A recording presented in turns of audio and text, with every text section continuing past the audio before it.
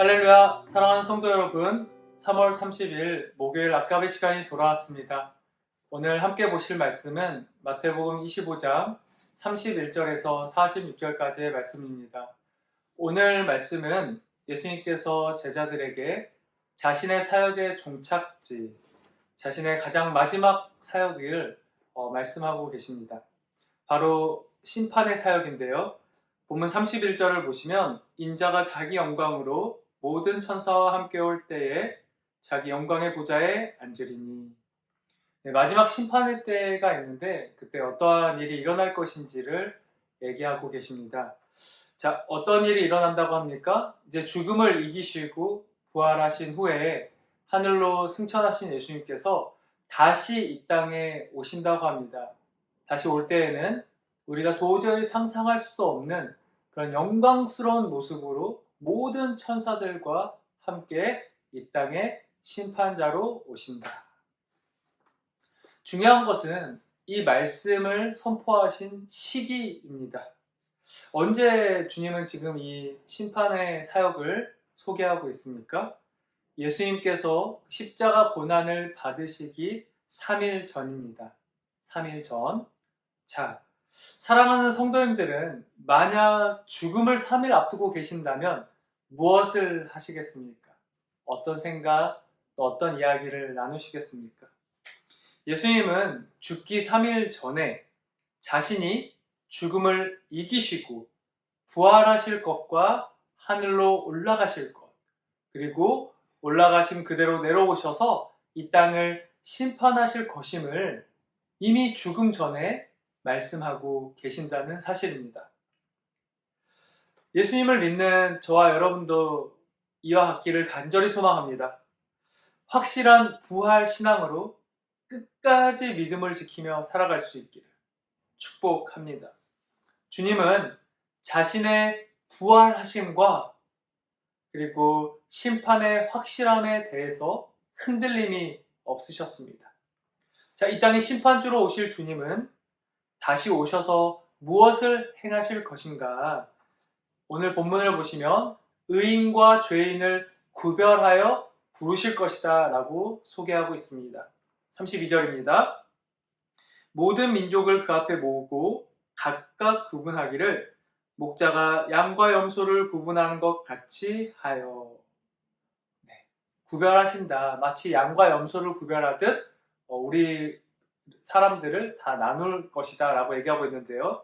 자, 왜 양과 염소로 지금 비유를 하셨을까? 이 양과 염소는 이 목자가 낮에는 그냥 구별하지 않고 그 무리를 풀어 놓으면 섞여서 이렇게 지낸다고 합니다. 그러다가 이제 밤이 되면은 양은 양대로 염소는 염소대로 이렇게 나누어지게 되는데요. 바로 그것을 비유하여서 사람들이 쉽게 이해할 수 있도록 말씀하신 것입니다. 이처럼 이 세상을 살아가고 있는 우리도 이 구별됨 없이 그냥 똑같이 살아가고 있는 것 같지만 주님께서 다시 오시면 반드시 양의 무리가 있을 것이고 염소의 무리가 있듯이 우리가 구별된다, 나누어지게 된다라는 것입니다. 어떻게 나누신다고 합니까? 33절을 보겠습니다. 양은 그 오른편에 염소는 왼편에 두리라. 확실하게 편을 지금 나누고 있음을 보이는데요. 이것이 의미하는 바는 이렇습니다. 신앙생활에 있어서 회색지대는 없다라는 것입니다.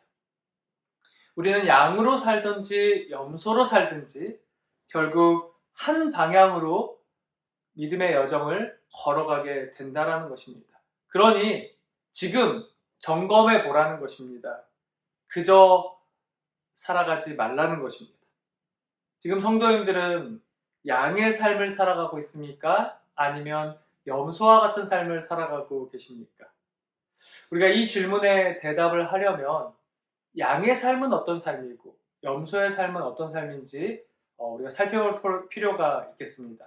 이어서 보겠습니다. 먼저 양의 삶입니다. 34절을 보시면 그때 임금이 그 오른편에 있는 자들에게 이르시되 내 아버지께 복받을 자들이여 나와 창세로부터 너희를 위하여 예비된 나라를 상속받으라. 네, 오른편에 있던 양과 같은 자들을 먼저 부르신 예수님은 그 양들을 향해서 하나님 나라를 상속받으라고 말씀하고 있습니다. 성도 여러분, 상속은 권리입니다. 양들은 하나님 나라를 상속받을 자격, 권리가 있다라고 합니다. 자, 그럼 무엇 때문인가? 35절과 36절. 내가 줄일 때에 너희가 먹을 것을 주었고 목마를 때에 마시게 하였고 나그네 되었을 때에 영접하였고 헐벗었을 때에 옷을 입혔고 병들었을 때에 돌보았고 옥에 갇혔을 때에 와서 보았느니라. 자, 어떻게 이 양들에게 하나님 나라를 상속받을 권리가 있습니까? 주님께서 양들을 평가하실 때 그냥 막무가내로 평가하신 것이 아닙니다. 이 36절에 세 가지 선행이 나오는데요. 이 선행은 율법의 의무 조항을 넘어서는 자원하는 마음과 헌신적인 섬김의 그 이웃사랑의 실천들입니다. 이들은 정말로 그 말씀과 같이 내 이웃을 내 몸과 같이 사랑하는 삶을 살았던 것입니다. 이들은 어떤 마음으로 이런 선행을 베풀었는가? 37절을 보겠습니다. 이에 의인들이 대답하여 이르되 주여 우리가 어느 때에 주께서 줄이신 것을 보고 음식을 대접하였으며 목마르신 것을 보고 마시게 하였나이까. 자, 이들의 표현을 주목해 보시기 바랍니다.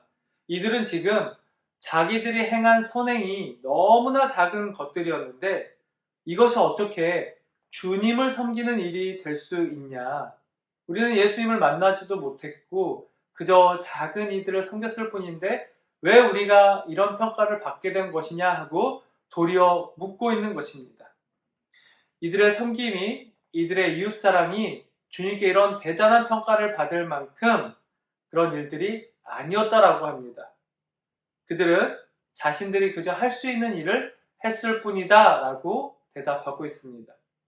사랑하는 성도 여러분, 지금 이것이 무엇을 의미합니까? 이것은 저와 여러분도 충분히 할 수 있다라는 것을 의미하는 메시지입니다. 우리의 삶을 돌아보기를 원합니다. 우리는 지금 삶의 자리에서 이웃 사랑을 주님께서 말씀하신 하나님을 사랑하고 이웃을 내 몸과 같이 사랑하라 라는 그 이웃 사랑을 실천하고 계십니까? 혹시라도 이 이웃 사랑의 삶을 너무나 버거워하는 성도님들이 계신다면 이 이웃 사랑의 실천은 너무나 거창하거나 힘든 일이 아니라 우리도 충분히 할 수 있는 일이다 라는 것을 이 오늘 37절의 말씀에 귀를 기울여 주시고 실제로 이제 우리 주변을 돌아보고 주님의 사랑이 필요한 그 작은 영혼들을 찾아볼 수 있기를 축복합니다. 네, 주님은 오늘 이 본문을 통해서 주님의 나라를 상속받은 자들이 정말로 지극히 작은 자 한 사람을 향해서 그 사랑을 실천했던 자들이었다라고 제자들에게 말씀해주고 있습니다. 우리 이어서 주님은 염소와 같은 자들을 부르시는데요. 41절을 보겠습니다. 또 왼편에 있는 자들에게 이르시되 저주를 받은 자들아 나를 떠나 마귀와 그 사자들을 위하여 예비된 영원한 불에 들어가라. 예수님은 뭐라고 말씀하고 계십니까? 양들을 향해서는 복 받을 자들, 하나님 나라를 상속받을 자들이라고 했는데, 자, 왼편에 있는 염소와 같은 자들을 향해서는 저주를 받은 자, 영원한 불에 들어갈 것이다 라고 말씀하고 계십니다. 왜 이들은 이런 상반된 메시지를 듣게 되었습니까? 42절과 43절을 보시면 양들을 향했던 그 평가 기준과 아주 정확하게 동일한 평가 기준으로 평가를 받았고 이 염소와 같은 이들은 그런 이웃사랑을 실천하지 않았기 때문에 충분히 할 수 있었음에도 행하지 않았기 때문에 이런 평가를 받게 되었습니다. 말씀을 정리해 보겠습니다.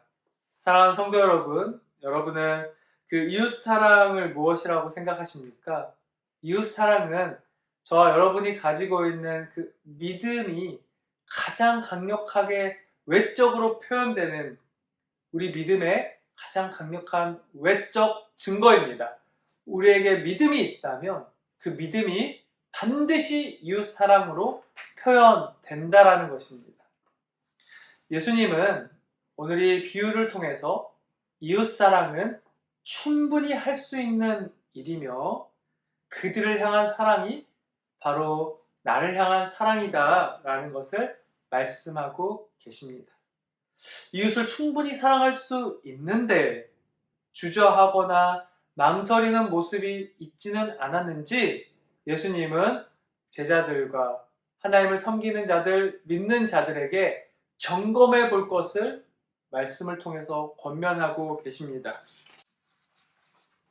성도 여러분, 우리의 모습을 말씀에 비추어 볼 수 있기를 소망합니다. 우리도 충분히 이웃을 사랑할 수 있는 능력이 있습니다. 우리가 예수님을 믿는 믿음으로 살아가다 보면 반드시 주님의 사랑이 필요한 이웃들을 마주하게 될 것입니다. 그럴 때 외면하지 않고 그들을 사랑함으로 말미암아 주님께 복받는 인생, 하나님 나라를 상속받는 그런 귀하고 복된 인생 살아갈 수 있기를 간절히 축복합니다. 아멘. 우리 기도하도록 하겠습니다. 하나님, 이웃을 내 자신과 같이 사랑하라는 주님의 말씀을 다시 기억합니다. 오로지 나를 향한 사랑에 머물러 있는 모습이 있다면 용서해 주시고 이웃 사랑을 향한 마음을 다시 회복해 주셔서 충분히 할 수 있는 일, 우리가 전하는 그 작은 사랑들로 인해서 이 땅이 회복되고 치유되는 역사가 가득하게 하옵소서. 예수 그리스도의 이름으로 기도드립니다. 아멘. 네, 오늘도 주신 말씀을 가지고 승리하는 하루 살아가시고 또 내일 아까베 시간에 뵙도록 하겠습니다.